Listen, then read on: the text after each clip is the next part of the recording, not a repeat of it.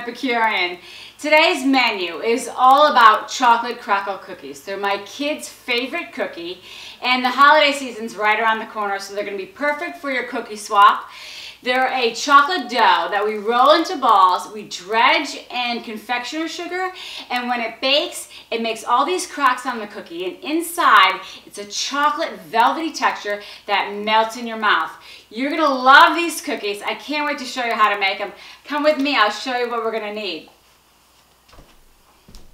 So this is what we're gonna need to make our delicious chocolate crackle cookies. We need flour, cocoa powder, milk, butter, eggs, Ghirardelli chocolate, the bittersweet. A lot of times I use the Perugina. Use your favorite chocolate. We have salt, baking powder, pure vanilla extract, confectioner's sugar, which we roll the dough balls in afterwards, and we have light brown sugar. So I'm gonna get chopping these chocolate bars right now, and then we're gonna get them in a double boiler and start to melt that. Okay, this is pretty straightforward. I'm just bringing a pan of water to a boil, and then I'm going to turn it down because I don't want it in a rapid boil. And then I just broke up all the pieces of chocolate and put them in here. I didn't even have to cut them. And I'm going to make sure the water's on low here, and I'm going to let that start to melt. Once it starts melting, and I'm just going to stir it around with a spatula so it's all evenly melted. It's so simple. And then we're going to get that into our mixture. So I have my chocolate in the double boiler here. It's melting quickly. It's only been here for about a minute. The water is just simmering. It's not bubbling. And I'm just going to keep stirring. It's only going to take maybe another minute or so. You can do this in the microwave, but you have to be careful. I would do 20 seconds at a time if you're doing the microwave, because there's nothing worse than burnt chocolate in a microwave.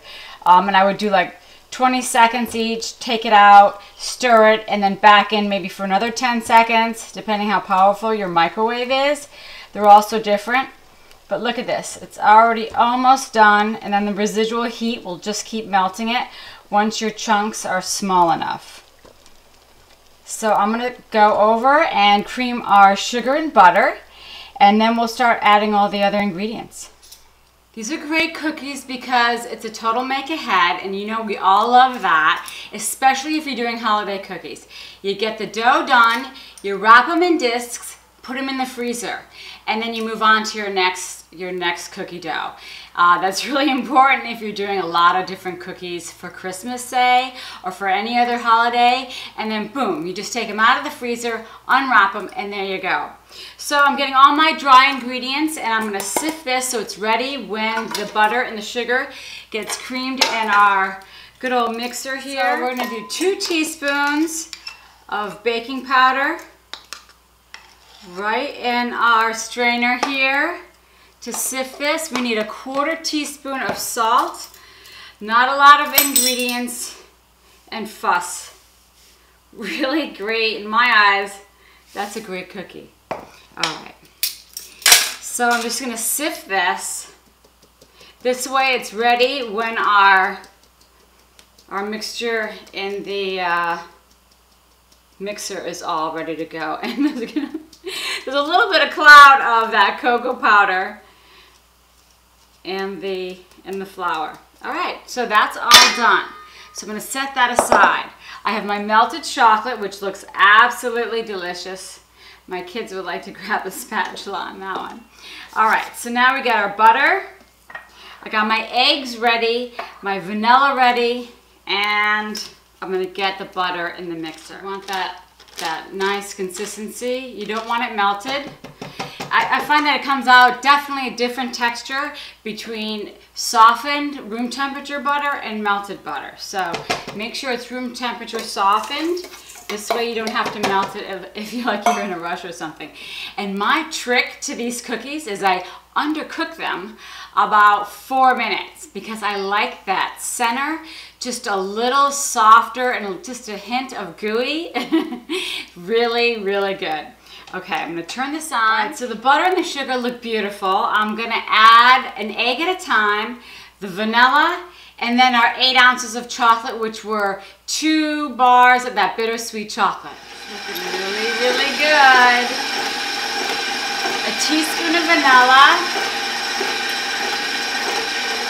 And then I'm going to put in all of the chocolate.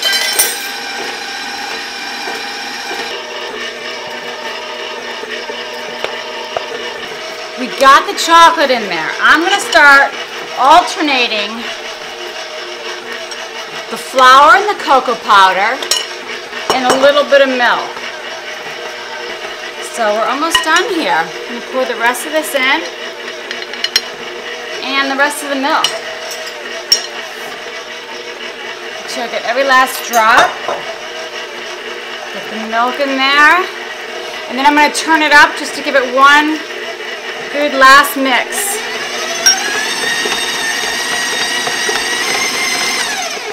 There we go. All right, I'm gonna get some saran wrap and we're gonna get these into discs and then wrap them and put them in the refrigerator. I'm already getting excited for these cookies because I could smell the chocolate. It smells amazing. I'm gonna get this off of here. I'm gonna give it another mix because the chocolate has cooled a little bit and it just needs a good mix. And then we're gonna get it into discs. All right, so I'm gonna give this to my kids because they're gonna really like licking the chocolate off of there. We'll give it another mix. And you know, another trick, because some of that chocolate sticks to the sides there and you don't wanna waste the chocolate. So I have like a really thin offset spatula that's really bendy like that. And what I'll do is I'll just make sure to go around the sides and it comes right off of the stainless steel. And I make sure to get it back into the dough.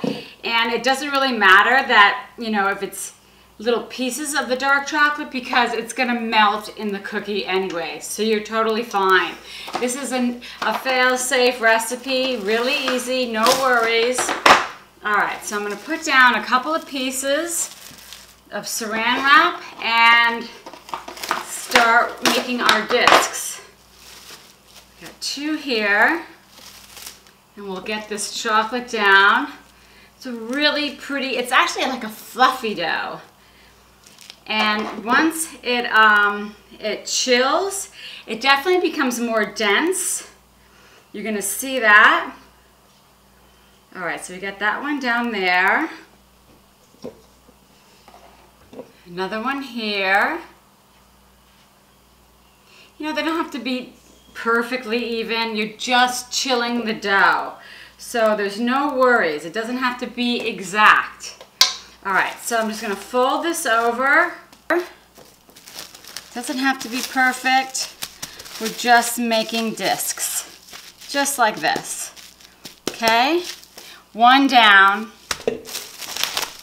same thing. Fold over, squish it a little bit. 2, we got 2 down. And our last one here.